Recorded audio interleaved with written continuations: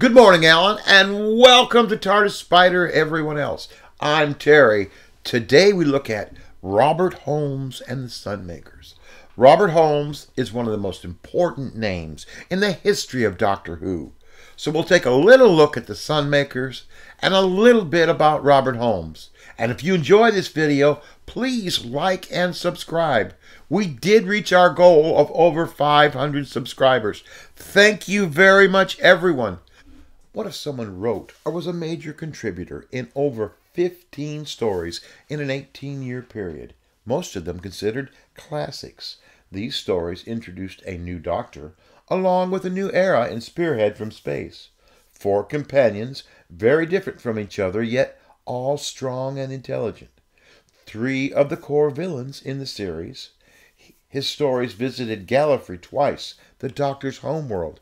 This writer also named Gallifrey, and has one of the greatest legacies in the history of the series. Of course, this is Robert Holmes.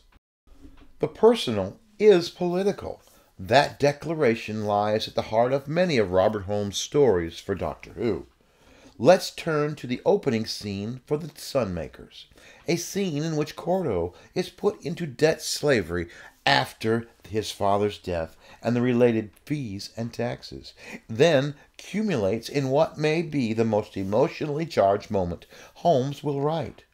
Cordo, in despair on his inability to ever pay off his debt, will attempt. The power of this doesn't just draw you and the Doctor into events, it gives the story moral weight. Let us pause and stop.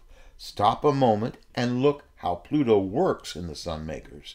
It's not a story about a corrupt or greedy government.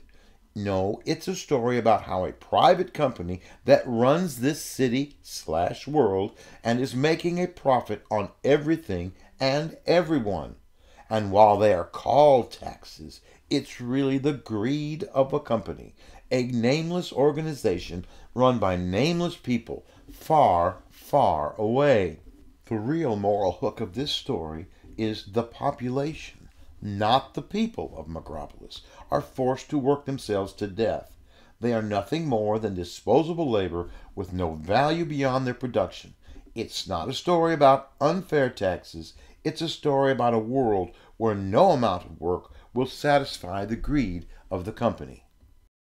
The Doctor shows up and overthrows the system. He overthrows the system not out of a philosophical argument against unfair taxes, but because of one man's humiliation and shame at not being able to make it while giving it his all, building this into a worker rebellion.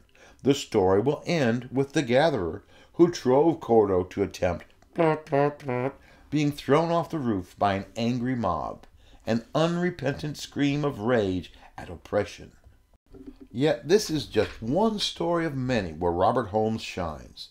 Nevertheless, this is the end of a glorious period in Doctor Who, one of which Holmes had a hand in every story as its script editor. Robert Holmes is one of the wizards in Doctor Who. There is much to be said of a mundane wizard, one who can take the ordinary and make epic results from it. For all the praise Holmes receives for his mundane and small-scale pieces, things like the Sunmakers or Carnival of Monsters, he is equally adept at the epic tale. Say the Deadly Assassin or Pyramids of Mars. Robert Holmes has no investment into the idea that the human scale and the epic scale are in some sense opposed. His epics are based on the machinations and failings of mundane characters. The Ark in Space is an example. It is a sweeping epic about the survival of humanity, done as a claustrophobic character piece. In many ways, the heart of his genius is the ability to craft a small epic, to craft something magic out of the mundane. Most accounts of Holmes paid considerable attention to his pre-television career, which includes being Britain's youngest commissioned officer in World War II, time as a policeman, and time as a journalist. The usual explanation is that this gave him a sense of the world. No, the easiest explanation for Holmes' sense of characterization and humanity is not his free-writing career, but the fact that he is a keen observer of human nature. Simply put, Robert Holmes is a damn good writer.